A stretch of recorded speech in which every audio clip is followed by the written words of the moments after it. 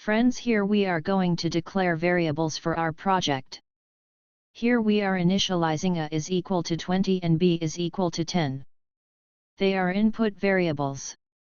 And all other are output variables like add sub.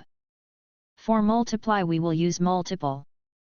For division we will use div. And for remainder we are using rem.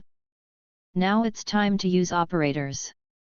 For this we will write add equals a plus b. Similarly for subtraction we will use sub equals a minus b. For multiplication, multiple equals a into b. To perform division we will use div equals a slash b. For remainder we use percent operator. So the equation is rem equals a percent b.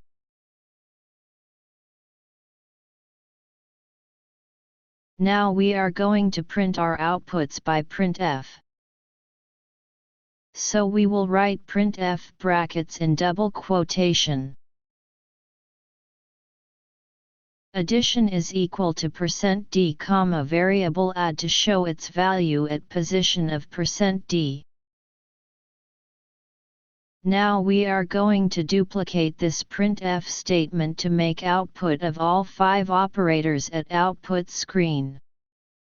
Just place Ctrl plus D 5 times. Now just replace addition with subtraction. And add with sub. Now change on third line multiplication and then multiple. Division and div.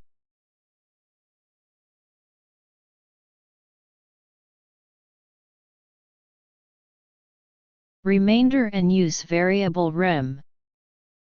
Now make sure your each statement starts on new line.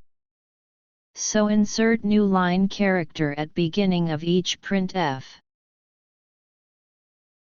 Here program is completed. So press Ctrl plus F9 to bullet the project and to check errors. Hooray, there are 0 error.